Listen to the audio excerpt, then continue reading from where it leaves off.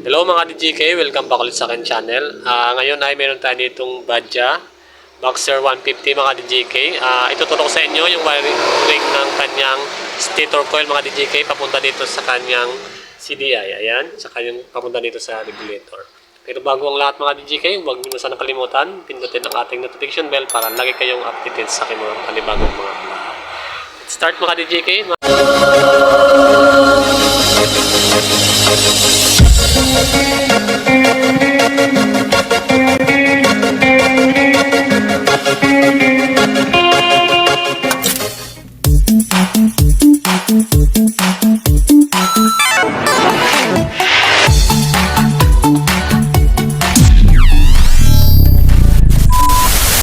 DJK, ito yung wiring ng ating stator coil. Papunta yan dito sa ating makina, dito yan. Tapos ito yung kanyang CDI. Isa-isahin natin yung kanyang kulay at yung kanyang mga function kung saan siya papunta mga DJK. Meron dito tayong wiring na 2, 4, 6, 6 to mga DJK dito sa ating regulator. Unahin natin itong kanyang light green. Ayan, ito. Ito yung kanyang neutral light. Yan, papunta sa ating neutral. Tapos itong yellow na may guhit na pula, ito yung papunta sa ating regulator. Tapos itong red, ito yung ating AC power. Bali, hindi pa siya battery operated mga DJK, naka AC power pa siya. Yan, ito yung ating papuntang CDI. Tapos itong red, tapos may puti, yan, yung papunta sa ating CDI din yan. Tapos itong black na may guhit na dilaw na yan. Black na may guhit na dilaw mga DJK, ano? Papunta naman yan doon sa ating CDI din. Yan yung ating ground. Tapos itong blue na may guhit na puti din, ayan. Papunta yan sa ating regulator mga DJK. Ayan. Ulitin natin. Itong light green. Ito yung ating neutral light. Tapos itong yellow na may guhit na red. Papunta sa ating regulator. Tapos itong red, yan. Ito yung ating AC power, papunta doon sa ating CDI. Tapos itong white na may guhit na pula, yan yung ating pulser. Tapos yung black na may guhit na yellow green, yan yung ating ground. Tapos itong blue na may guhit na puti, papunta sa ating regulator. Okay? Tapos dito naman tayo sa CDI mga DJK. Ito yung ating connection nating CDI. Ayan. Bali itong red, ito yung ating AC power galing sa ating stator coil. Tapos itong black na may guhit na puti, ito yung ating kill switch. Papunta sa ating susian to, sa ignition switch. Tapos itong black na may guhit na yellow green, ito yung ating ground. Tapos itong yan yung white na may guhit na red. Yan yung ating pulser. Papunta sa ating stator coil yan mga DJK.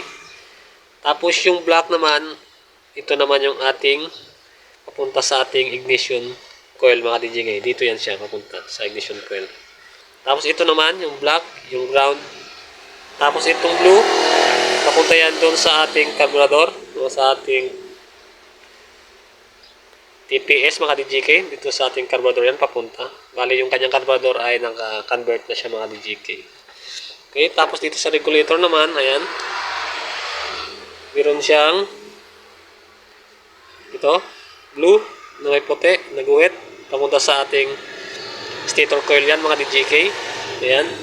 Tapos yung black na may guhit na yellow green, yan yung ground. Tapos itong dilaw, ayan, na may guhit na orange, dilaw na may guhit na pula, yan, dito yan mga DJK, papunta sa ating stator coil mga DJK. Ayan. Tapos ito naman, yung isa, yan, papunta naman yan doon sa ating, dito yan papunta mga DJK, yan, sa kanyang diode mga DJK. Ayan. Yan mga DJK, yung wiring ng ating Badja 150 mga DJK. Ayan. Sana nasundan nyo. Ulitin ko lang ulit dito mga DJK sa kanyang CDI para mas maliwanag. red. Yan. Yung red, ito yung kanyang AC power galing sa ating stator coil. Ito naman yung black na may guhit na puti, papunta dun sa ating ignition switch, papunta sa ating susian. Black na may guhit na yellow green, yan yung ating ground. Tapos yung white na may guhit na red, ito yung ating pulser, papunta sa ating stator coil. Tapos yung black naman, papunta naman sa ating ignition coil mga DJK yan. Tapos, ito naman yung ating black na may guhit na dilaw, ground. Ito naman yung blue, papunta sa ating carburetor, sa ating TPS mga ka-DJK. Ayan. Ayan mga DJK, at yun yung mga wiring ng ating Badya 150. Sana nakakuha kayo ng idea kung mag-wiring kayo. At sana ay nasundan nyo mga ka-DJK. At okay na yan mga ka-DJK. At don't forget to like, share, comments, and subscribe na lang sa akin channel. At abangan nyo na lang yung mga iba ko pang mga vlog para mas marami pa tayong mga vlog. At huwag nyo mo sana kalimutan, i-share na lang yung ating mga video mga DJK. Kaya thank you sa inyong panonood at ingat kayo mga DJK. Bye-bye!